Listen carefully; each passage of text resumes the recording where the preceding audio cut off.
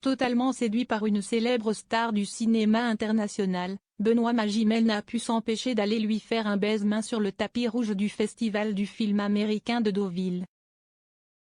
Un geste réalisé sous les yeux de sa femme Margot, qui se trouvait à quelques mètres de lui.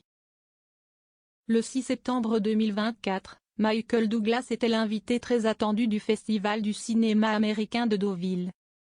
Ayant reçu le prix d'honneur du Festival des mains de Ludivine Sagnier, l'acteur a également eu droit à un baise-main du célèbre Benoît Magimel, président du jury lors de cette édition, complètement fan de l'acteur. Un spectacle qui a eu lieu sous les yeux de Margot Pelletier, la femme de Benoît Magimel depuis 2018. Sûrement peu inquiète face à cette sérénade romantique, l'épouse de celui qui s'est fait dérober 3 objets chers à son cœur lors d'un cambriolage n'a en effet pas à scène faire puisque Michael Douglas est un homme amoureux et très heureux dans la vraie vie. Marié à Catherine Zeta-Jones depuis 24 ans, ils sont devenus parents de Dylan Michael Douglas né le 8 août 2000, et de Charis Zeta-Douglas, né le 20 avril 2003. Les deux acteurs se sont d'ailleurs rencontrés au Festival de Deauville comme il l'a rappelé lors de la remise de son prix sur scène.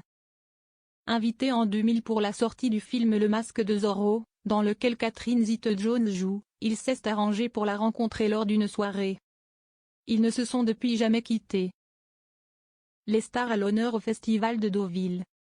Lors de cet événement, d'autres stars étaient présentes comme Julie Gaillet, Laurie Cholewa, Camélia Jordana, Alice Belaïdi, Horatica, Manu Payet, Vincent Elbaz et sa femme ou encore Laurent Gérard. Pour rappel, cette édition du festival, qui a lieu jusqu'au 15 septembre, a été quelque peu entachée par une enquête révélée par Mediapart indiquant que le directeur du festival Bruno Bard était accusé d'agression sexuelle et de harcèlement. Des faits qui seraient survenus entre 2014 et 2023 auprès de 7 de ses anciennes collaboratrices.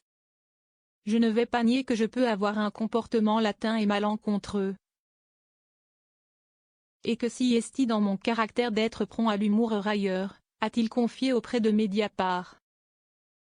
Directeur du Public System Cinéma qui organise le festival du film fantastique de Gérard May ainsi que celui du film policier de Reims.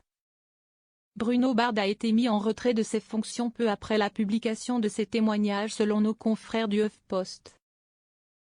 Cette éviction a d'ailleurs chamboulé l'organisation du festival, plusieurs des personnalités appelées par Bruno Bard à y jouer un rôle comme Maïwen ont finalement été remerciées.